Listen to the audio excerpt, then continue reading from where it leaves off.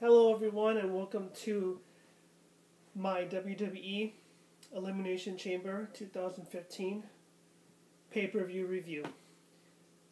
This event took place on May 31st, 2015. We're going to start off with the kickoff show. We're going to continue on to the main card. In the kickoff show we have, I'm just looking at my notes briefly, we have Byron Saxton, Corey Graves, Booker T, and Renee Young. And they hype up the show quickly. They talk about Rusev being out of the Elimination Chamber match and the next participant being in it was going to be a former World Heavyweight Champion. We found out later in the card it is somebody important from a certain perspective. New Day is in the back talking with Kane, and they say, what kind of services are we going to get? What kind of favor are we going to get for providing services to you during the main event of SmackDown? They said, well, we don't know how, Kane says, we don't know how you're going to pay you back. However, we're going to allow all three members of the New Day to participate in the Tag Team Championship match, Elimination Chamber. They're all excited, wonderful. And we move on from that segment to the Cena versus Kevin Owens segment. We have a nice video package that shows that Kevin Owens, as repeated by the announcers in the kickoff show, has an excellent opportunity to make a difference in his career by possibly defeating John Cena. And anybody who really is a non-John Cena fan, remember, there's a big difference between hating John Cena and disliking him. I am the fan that dislikes John Cena. I do not hate John Cena. There's a big difference. So if you hate John Cena, that's fine. Great. If you love John Cena, that's fine. That's great too. It makes no difference to me because my opinion is my opinion and that's it. And your opinion is yours. And if we all agree on everything, the world would be a very boring place. But thank goodness it isn't that way. The video package is excellent.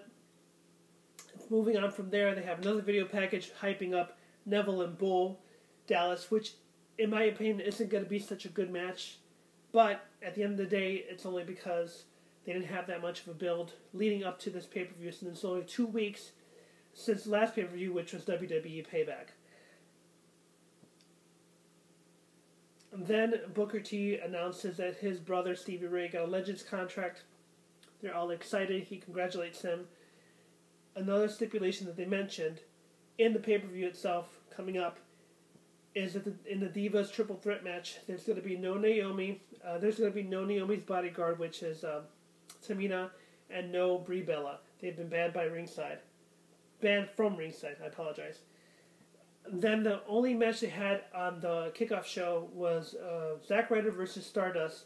During this match, the announcers talk about everything but the match that's happening in front of them. Then they mention how Stephen Amell was in the show and how Stardust needs to worry about him. Again, the announcers themselves, I always found them very annoying ever since JR left. They tend to focus on bickering back and forth with each other and talk about everything but the match. And that, to me, just solidifies what I don't like about professional wrestling. As far as this interpretation of professional wrestling, because back in the 90s, even in the early 2000s, we had people calling matches. We had excitement because of the matches. Now it's like, oh, let's just do a story, let's just focus on the narrative, but let's go ahead and not pay attention to the matches and what's happening. So that, to me, it bothers me, even if this is just a pre-show match.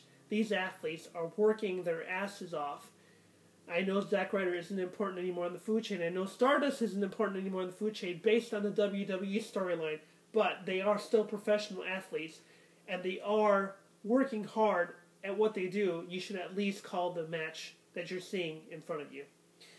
Stardust wins with the Crossroads, which they rename the Queen's Crossbow because of his little feud with Stephen Amell. So Stephen Amell is finally getting airtime on WWE programming, even though he should have got it before. But since he's going to be in a movie, Teenage Mutant Ninja Turtles 2, and Sheamus is going to play one of the villains, now they're allowing him to be on TV. He's been begging on Twitter constantly to let him on the show. Please, I will even wrestle.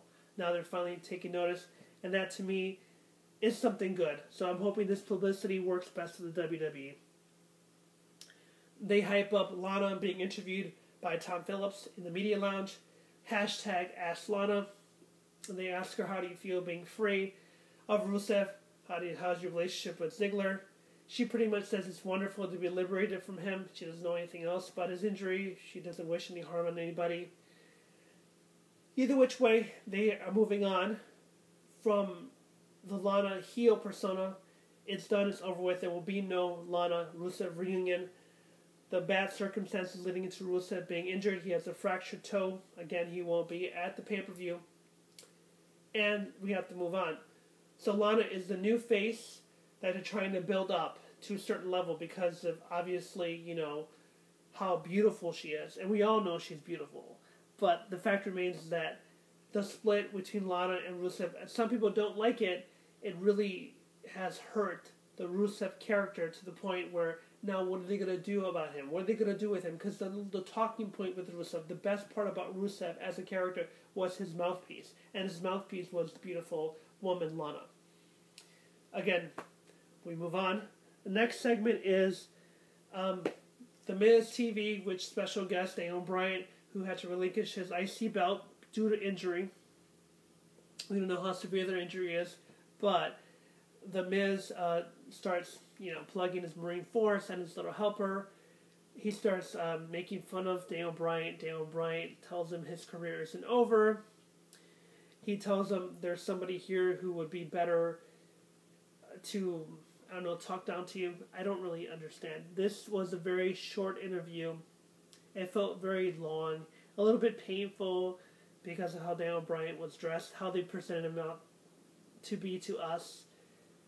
It's nothing that would seek really heartfelt attention, and the crowd reaction to Daniel Bryan wasn't as intense as it was in the past. And that's a shame because Daniel Bryan was a really good face, and he had excellent potential. But again, as I said it before, and I'll say it again, it is perfectly fine for him to retire if this is his time. If his only position in the company will be as a manager or a trainer, then that's fine. Because, there are some people who can't walk away from the business healthy. If he can walk away from the business in a healthy capacity without having to have a whole bunch of therapy, then that's good for him. Daniel Bryan calls out Macho Mandow, which is Damien Sandow, of course, who can't be allowed to have his own gimmick, his own unique gimmick, which was really good. But what can you do? And Axelmania comes out, which is Curtis Axel, who doesn't need the gimmick either because he has great talent. But again, what can you do? This is what we're presented with, which is fine. But again, it just makes me realize what kind of characters are we supposed to get involved with if the natural ability of a wrestler and his own persona cannot come out because we have to imitate some other wrestlers. I don't know if it's flattery, I don't know if it's nostalgia that we're supposed to feel.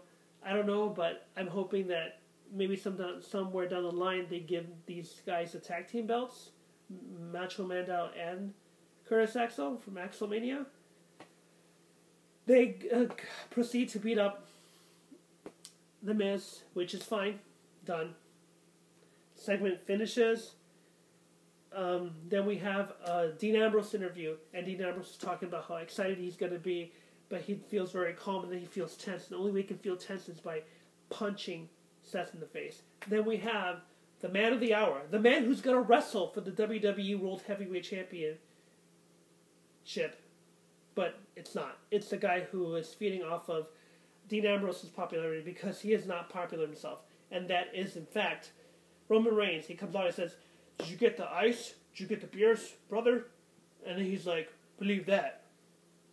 Any time that Roman Reigns is on screen and he doesn't have anything to say in a positive way, and he doesn't believe what he says, it ends up being, "Oh, what? You, Dean Ambrose, you have a good reaction? You know how to talk on the mic? Can I piggyback off of your success? Can I piggyback off of your thunder?" Again, something that I don't need to see. As a fan of professional wrestling, I don't need to see another wrestler who can't cut his own promos, who has limited in-ring ability, try to take someone else's thunder. Period. To make a long story short, we're moving on. Before the pay-per-view began, they had a little logo segment with the WWE logo. They had Brock Lesnar in that logo, and they also had Seth Rollins. So that's an indication that Brock Lesnar is going to come back. Very excited about that. He's supposed to come back sometime in, I believe, June or late July. I believe late July. I don't know for sure. I'll have to check my facts later on.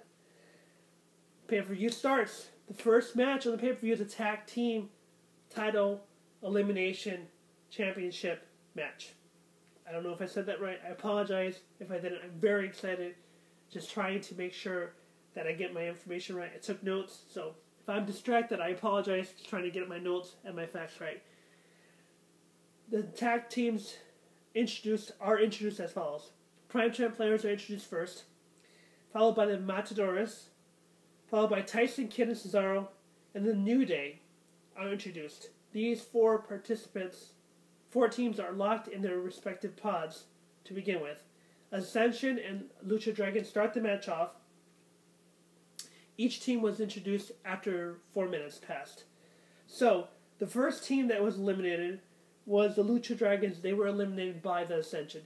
It was not that intense of a match, and it wasn't to the point of, oh my gosh, who's going to win? Anyone watching this match, and as I said in my prediction video, I believe entirely that New Day was going to win.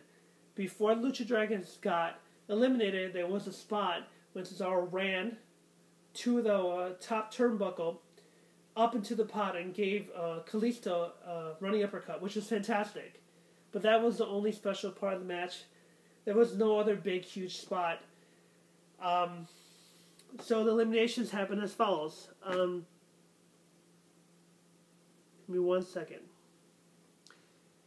After Lucha Dragons were eliminated, the Ascension was eliminated by Primetime players. Following that, Cesaro and Tyson Kidd... the Matadors were eliminated by... Give me 1 second, everybody.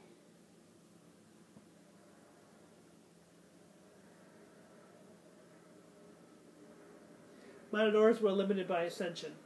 I got my order mixed up. Then it was Cesaro and Tyson Kidd who got eliminated by Darren Young. Cesaro was the one that got eliminated via roll-up. Then it was left is the tag teams that were left were Primetime Players and New Day. New Day wins. Titus O'Neil gets pinned by all three members of the New Day. Match is over. New Day wins. New Day sucks. Of course, that's the new thing. New Day are heels now, and they're having a better heel run than Tyson Kidd and Cesaro. But again, they switched and made them faces. That is what it is, and I do not think, for one instance, that they're going to give the belts back to Tyson Kidd and Cesaro. Again, this was a better match, believe it or not, even though the spots weren't as many. This was a better match than the match they had for the tag team titles at WrestleMania. It was a little bit longer, too, which is a disservice because WrestleMania is supposed to be a bigger platform. It's supposed to be a better match, period, but, again, unfortunately, it was not. The next match we have here is, before the match started, I apologize. They have a segment backstage between Lana and Dolph Ziggler, and Lana and Dolph Ziggler are just talking and saying, well, you're not really jealous, are you? No, I really do like you. Maybe we can hang out after you win the title. Again, this is just maybe teasing, maybe Lana being Dolph Ziggler's manager. I don't really know. I think the pairing is really weird. I'm not sure if they should be paired together. I personally don't want them to be paired together, but again, we want Lana on screen. Anybody who loves Lana, I think she has a great presence to her. I don't really want to see her wrestle because I would hate for her to be injured. Plus, I don't know if she has been trained as a wrestler, but again, I don't know what's going to happen. All I know is that I picked Sheamus to win, and if Sheamus wasn't going to win, my second option was Dolph Ziggler. And I think many people will be surprised as to who wins when we get to that match. The next match was the Divas Triple Threat match for the WWE Divas Championship. Nikki was introduced first, then Naomi, then Paige. And I had a feeling, why was Paige introduced last? Could this actually be a title match? Title change, apologize. Surprisingly, there was no title change, and the match primarily had some pretty good bumps. Nikki took some pretty good hits. Naomi threw her to the announcer's table pretty hard. And it looks like I was like, damn, is she going to get up? Was she really hurt? Is what I was thinking when I was watching it. At the end of the day, there was a weird botch towards the end of the match with, I think Naomi trying to do a reverse Hurricane Rana to Paige, but it didn't look right, and thankfully it didn't look like Paige got hurt. Nikki gets the win with the rack attack on Naomi. The match lasted less than 7 minutes. Believe it or not, that is incredible considering this is supposed to be pay-per-view, and I believe the Divas should have a longer exposure. But again, this is not NXT, and NXT, the title is called the Women's Championship, and that title to me means more. As a wrestling fan, it means more to me than watching the Divas wrestle, because it's just a different type of wrestling, a different type of class, I guess, and they give them a lot more screen time, which is great, and which is something we all want to see as wrestling fans. And then the next match is Kevin Owens versus John Cena. They have video package at the beginning. Kevin Owens shoots first, then John Cena. And this match, in my opinion, was the match of the night, with the exception of Seth versus Dean, which was great too. But this match was really good. Not because of John Cena, because John Cena has very limited moveset, but John Cena isn't a bad person, but I don't like his character. I don't think his wrestling is that special. But since John Cena has been elevated to the level of a god, because John Cena is supposed to be the next Hulk Hogan, but John Cena to me is not Hulk Hogan. And there's a lot of people that love John Cena, and that's cool, because I don't care if you like John Cena.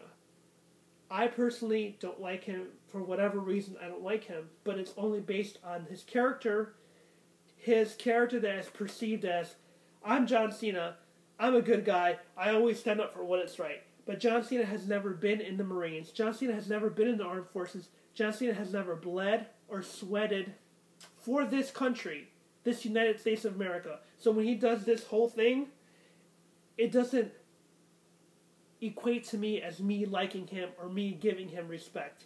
Very simple. He's a professional athlete. He is a professional wrestler. That is the fact. And for that reason alone, I will say, okay, fantastic. As long as he doesn't injure anybody, then he's cool with me. Because you know what? Injuries are real, and that's not cool when it happens. So, Kevin Owens busted his ass in this match, and he worked really hard to make John Cena look really good. But Kevin Owens, knowing that he was going to be in this match with John Cena, he pulled out all the stops. He did a moonsault from the top rope.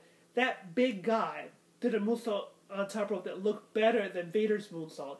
And that was really impressive to me. Extremely impressive for him to pull that off and to also pull out a modified brainbuster when John Cena was going to super suplex Kevin Owens from the top rope.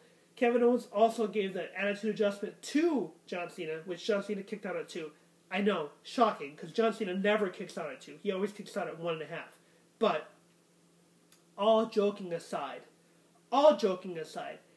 Kevin Owens kicked out of John Cena's attitude adjustment not once but twice.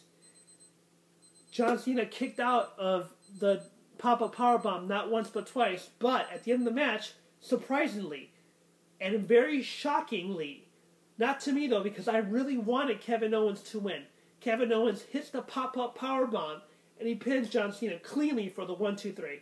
The problem I have, just the one problem if I want to be nitpicking, and I can be nitpicking, is that John Cena didn't lay on the mat for another 2 seconds, to try to sell the fact that he was defeated by Kevin Owens, this guy who he just said was nobody. That's what he made him out to be. He made him out to be nobody. He said, let me give you some veteran advice. Again, Kevin Owens in this promo tab said, you don't have to give me a veteran advice. I've been here for 15 years. I've done this for 15 years. So you don't have to tell me nothing. John Cena, instead of laying down, after getting pinned by someone's finisher, he immediately rolls out the ring and disappears off camera. Kevin Owens cuts the promo and says, I defeated John Cena. John Cena, your time has been way up. My time is now. Kevin Owens says that. Kevin Owens feels good about himself. And he defeated John Cena. The great and mighty and powerful John Cena. The character that can do no wrong, that never gives up. He got beaten. But he couldn't do the right thing and lay on the mat just for another 2 seconds longer. You couldn't just lay the mat and sell the fact that you were defeated. No, you rolled out the ring, you went away. You didn't shake the man's hand. I thought you were all about honor and respect the John Cena character. Again, I'm not talking to John Cena the person. I don't know who John Cena the person is. I'm talking to John Cena the character. John Cena the character could not, I repeat, could not just lay down a little bit longer or shake the man's hand and say, you beat me fair and square. Guaranteed on Raw the next night, he's going to be like, oh, well, technically you didn't really beat me, or I wasn't prepared, or I took you lightly. He'll say some excuse to make it seem like his loss to Kevin Owens wasn't important.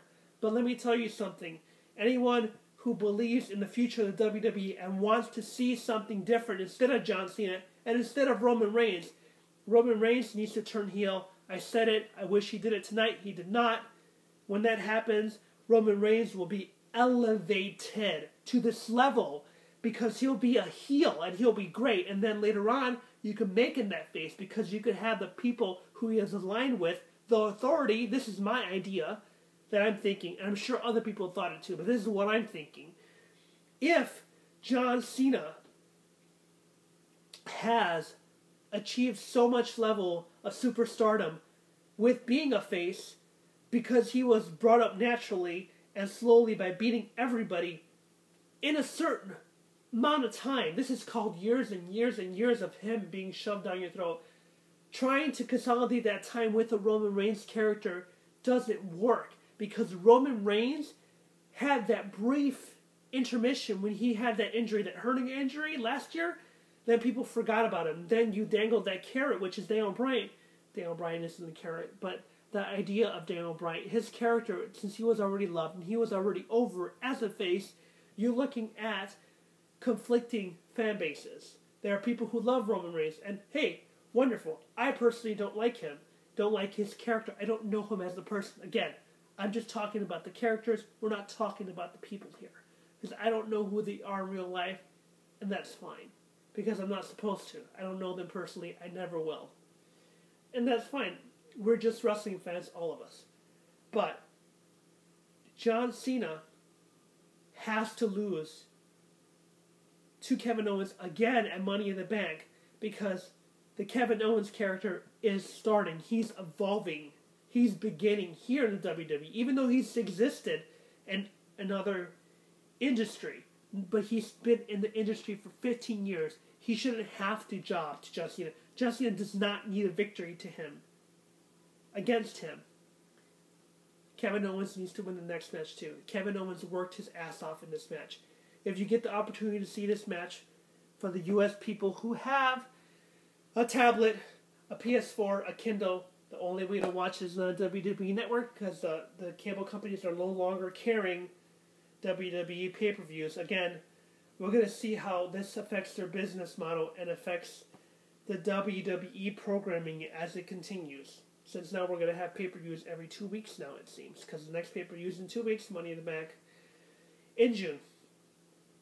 The next match is Bo Dallas versus Neville. Have a small little package in the beginning of it.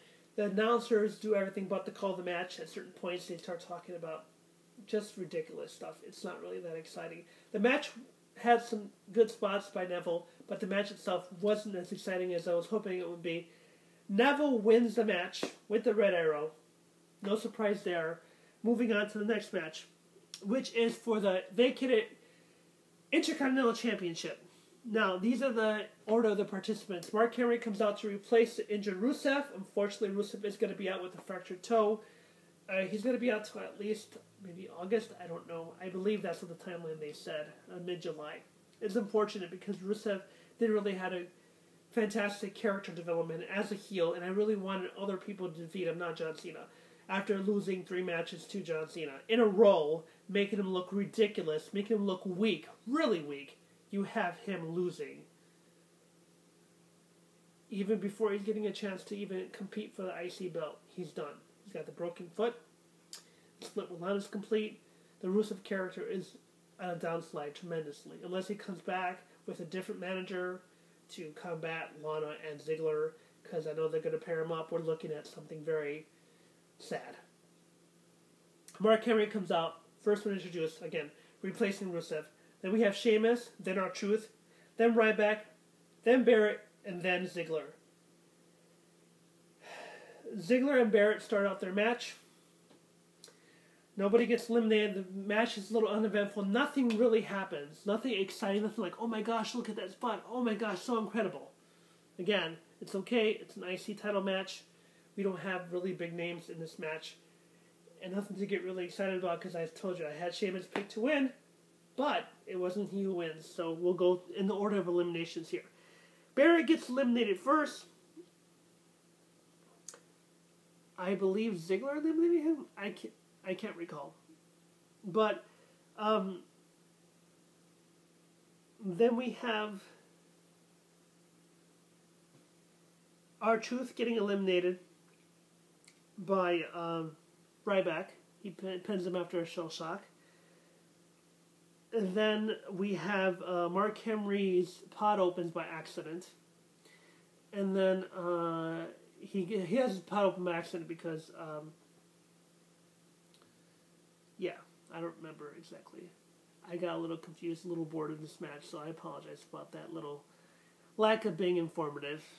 I won't make that mistake again. I'll make better notes. I was really trying to do two things at the same time when I was taking these notes. Again, I apologize, and I thank you so much for watching this video up at this point. I was trying to make this video short. Obviously, I didn't succeed. The last person to be entered into the match is Sheamus, but he says the pod door is not working, and maybe it says it's stuck. Open up, it's stuck. Then JBL takes a shot at the New England Patriots, and the whole Deflategate scandal. And says, "What happens? Do we have some Patriots personnel working for us doing the production?"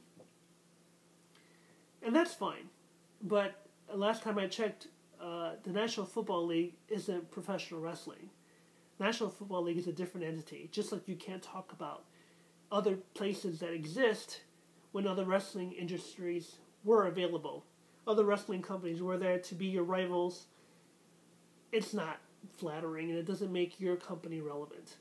What makes your company relevant is the fans that watch your professional wrestling. The fans that watch your company and the fans that subscribe to your WWE network. Those are the people that matter. Don't be talking about other things like the Republican Party, NFL, NBA. It doesn't matter. What matters is the product that you guys are putting out. The storylines that you're making, that's what matters. So again, I was a little annoyed hearing that because does it really matter that you're talking about this? What matters is that you're doing a storyline. Sheamus's pod didn't open, but it turns out that Sheamus had a little pin in the door so he could cheat. So, Sheamus pins Mark Henry with the bro kick.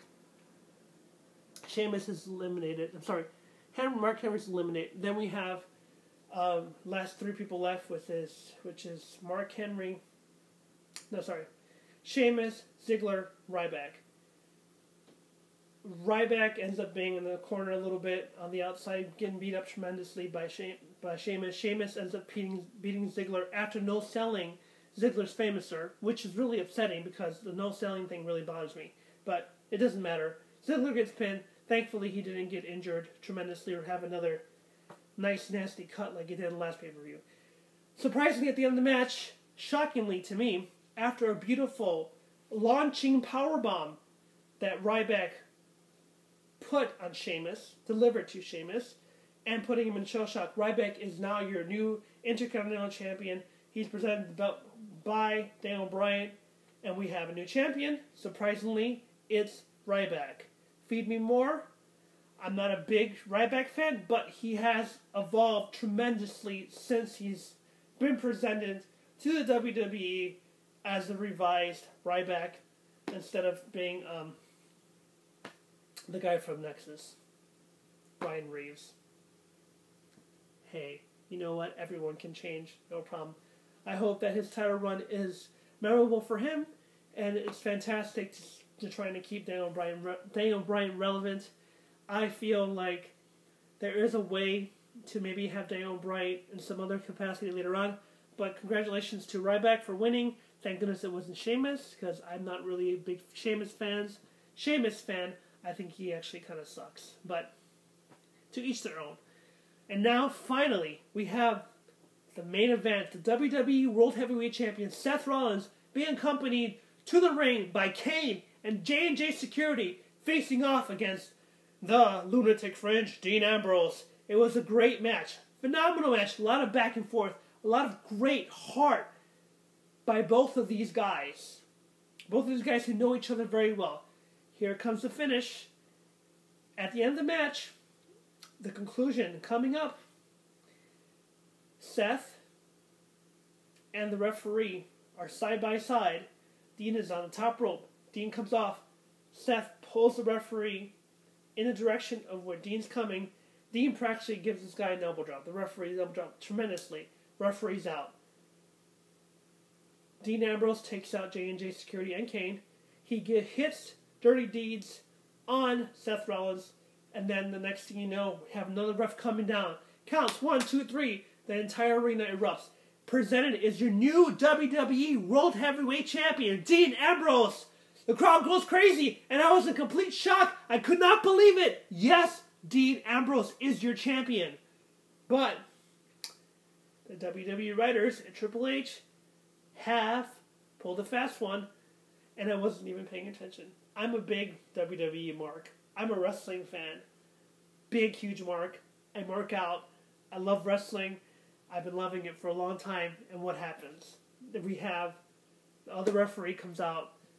The referee comes out. He counted 1, 2, 3. The referee who took a massive bump. I mean, he took an elbow drop from Dean like he was a regular wrestler. He comes to magically and he says, no. Seth has been disqualified. So still champion Seth Rollins. Dean gets pissed, tries to attack everybody. Then Dean gets beaten down. Then guess who comes to make a save? The guy who's piggybacking up on someone else's success. The guy who is determined to get over by holding someone else's hand. The man's hand that he's holding is Dean Ambrose. Roman Reigns comes out, beats everybody up with his stupid little move and all sorts of junk.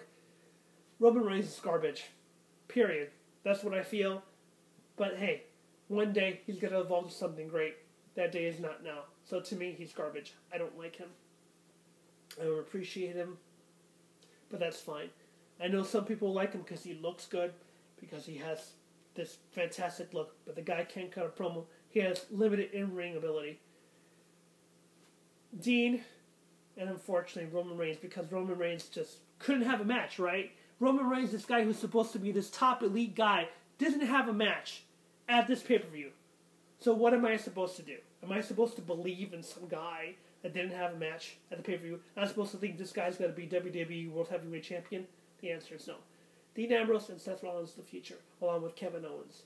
And anyone from NXT who has that elite level, that special quality, that makes you want to believe and actually watch professional wrestling. Those are the guys of the future. Roman Reigns, to me, he's an awesome jock. He looks like a great jock. And he got a fantastic look. Top notch. But guess what? To me, I don't care. Guy can't cut a promo. I'm supposed to be entertained. I can't be entertained by a guy who goes like this every 2 seconds. What, is he masturbating to his wrist? Is that what's happening here? I don't understand.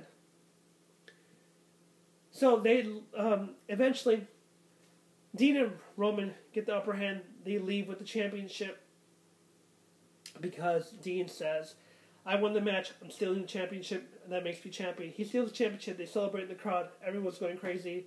And that concludes your WWE Elimination Chamber review. I'm apologize again for making it too long. I get really excited when I talk about wrestling. I thank you so much for watching. Please hit the like button, subscribe to my channel, and keep on the lookout for more WWE reviews. I also do movie reviews. I'm trying to do more WWE 2K15 gameplay in which I completely suck. But I thank you so much for your time. I hope all of you have a good week, and hopefully Raw is better than it was last week, because that's what you want as a wrestling fan, for the industry to be better. For each pay-per-view to exceed the next one, and the last one, and the one before that. You have to build new stars. That's why it was good for Kevin Owens to win. Again, the best match of the night, in my opinion, because Kevin Owens won, was that match.